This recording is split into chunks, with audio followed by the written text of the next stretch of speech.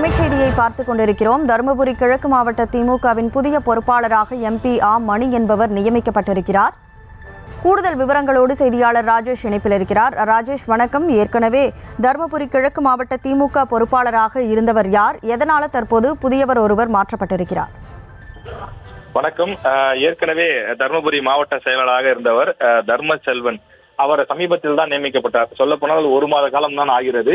இதற்கு முன்பு தருமபுரி கிழக்கு மாவட்ட செயலாளராக இருந்த தடங்கம் சுப்பிரமணியம் அவரை நீக்கிவிட்டுதான் புதிய பெண்ணாகரத்தை சேர்ந்த தர்மசெல்வனை நியமித்து பொதுச் செயலாளர் துரைமுருகன் உத்தரவிட்டிருந்தார். ஆனால் சமீபத்தில் அவர் கலந்து கொண்ட நிகழ்ச்சியிலே அவர் பேசிய பேச்சுக்கள் மிகப்பெரிய சர்ச்சையை ஏற்படுத்தியது.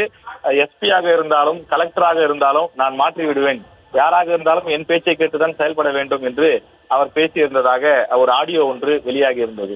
அதாவது திமுகவினுடைய அந்த மாவட்ட உட்கட்சி கூட்டம் ஒன்று நடைபெற்றது. அந்த உட்கட்சி கூட்டத்திலே தான், செயற்குழு கூட்டத்திலே அவர் இவ்வாறு சர்ச்சைக்குரிய வகையில் பேசியதாக கூறப்பட்ட நிலையில் அந்த ஆடியோ திமுக மட்டுமில்லாமல் எதிர்க்கட்சிகளும் அந்த ஆடியோக்களை போட்டு கடுமையாக விமர்சனம் செய்தனர்.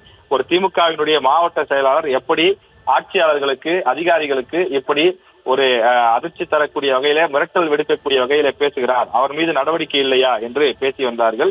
இந்த நிலையில தான் அவரை நீக்கிவிட்டு தற்போது ஆ மணி, அவர் மாவட்ட துணைத் தலைவராக இருந்தவர், அவர் தற்போது மாவட்ட செயலாளராக நியமனம் செய்யப்பட்டிருக்கிறார். எனவே திமுகவை பொறுத்தவரை தருமபுரி கிழக்கு மாவட்டத்தினுடைய புதிய பொறுப்பாளராக ஆ மணி நியமிக்கப்பட்டிருக்கிறார். இவர் யார் என்றால் தருமபுரியினுடைய சிட்டிங் MP-யாக இருக்கின்றார். சமீபத்தில் நடைபெற்று முடிந்த நாடாளுமன்ற தேர்தலிலே சுமார் 21,000 வாக்குகள் வித்தியாசத்திலே வெற்றி பெற்ற வழக்கறிஞர் ஆ மணி அவருக்கு இந்த ஒரே ஆண்டில் 2 அதிர்ஷ்டங்கள் என்ற அடிப்படையில் தான் திமுக இருக்கக்கூடிய நிர்வாகிகள் பேசிக் கொள்கிறார்கள்.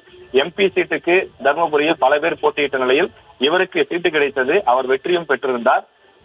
அதே ஆண்டிலே, அதாவது இந்த ஆண்டிலேயே அவருக்கு இந்த ஒரு வாய்ப்பும் கிடைத்திருக்கக்கூடிய நிலையிலே அவருக்கு டபுள் அதிர்ஷ்டம் என்று தற்போது திமுகவினர் உட்கட்சியிலே பேசிக் கொள்கிறார்கள்.